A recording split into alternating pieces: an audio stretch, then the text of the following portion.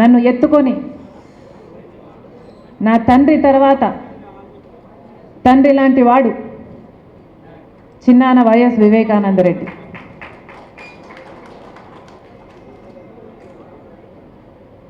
సునీత నేను చిన్నప్పుడంతా కలిసే పెరిగాం, కలిసే చదువుకున్నాం. అన్ని సంవత్సరాలలో ఆయన పోయేంత వరకు కూడా నేను ఎప్పుడే కానీ చిన్నాయనను కోపగించుకోవడం చూడలేదు, చికాకు పడ్డం చూడలేదు. ఎవరైనా సాయం చేయడానికి వస్తే అసలు ఆయన కాలు ఇంట్లో ఆగేది కాదు. ఆఖరిసారి నన్ను కలిసింది, నా ఇంటికి వచ్చాడు. షర్మి, నువ్వు కడప ఎంపీగా పోటీ చేయాల్సిన అవసరం ఉంది అని దాదాపు 2 గంటల పాటు నన్ను ఒప్పించే ప్రయత్నం చేశాడు. నేను ఎన్నిసార్లు వద్దులేచినానా అని ఎన్నిసార్లు చెప్పినా పెద్ద మనిషి అయ్యుండి, వయసులో పెద్దవాడయ్యుండి ఎంతో ఓపికగా నాతో అదే పనిగా కూర్చొని 2 గంటల పాటు ఒకటే అంశం, నువ్వు పోటీ చేయాలమ్మా అని, కడప ఎంపీకి నువ్వు పోటీ చేయాల్సిన అవసరం ఉంది అని.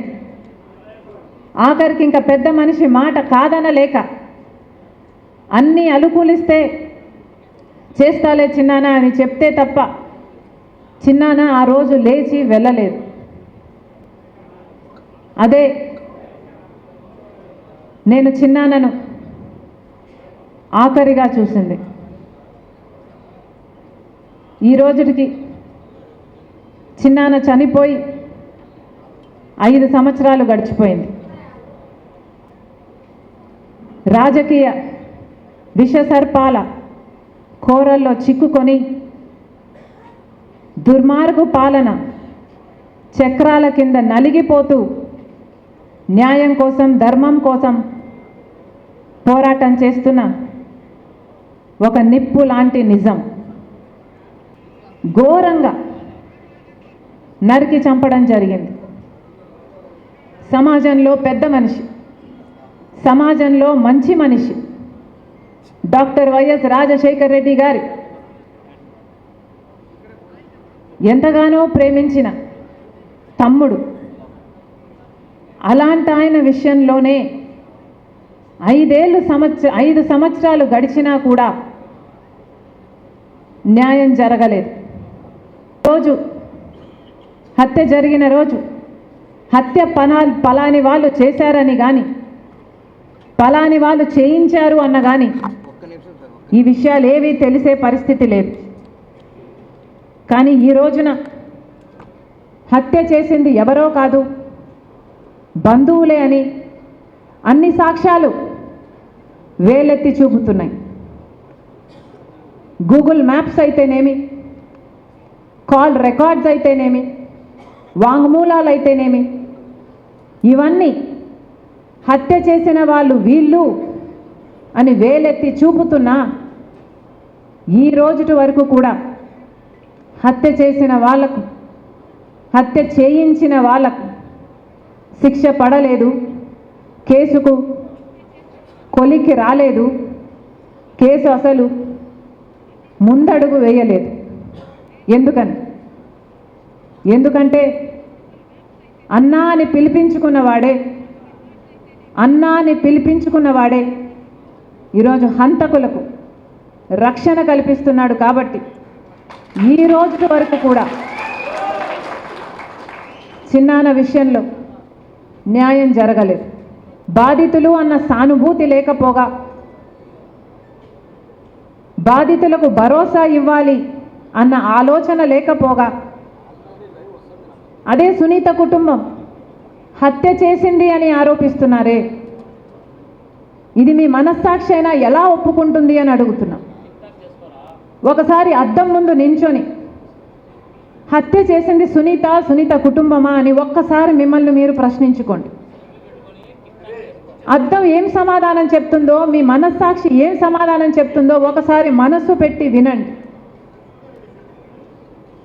ఆఖరికి ఇంతగా దిగజారిపోతారు అని ఎవరు ఊహించలేదు.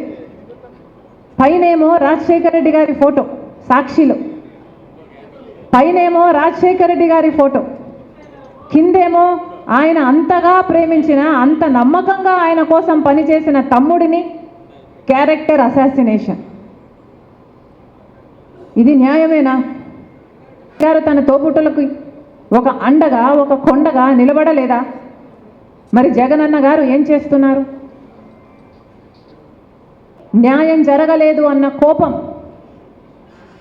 చిన్నాన ఆత్మకు శాంతి కలగలేదు అన్న ఆవేదన. అందుకే సునీతకు మాటిస్తున్నా, చిన్నమ్మకు మాటిస్తున్నా, ఎవరు నిలబడినా నిలబడకపోయినా రాజశేఖర రెడ్డి బిడ్డ మీకు అండగా ఉంది. ఈ సమరం చేస్తున్నది న్యాయం కోసం.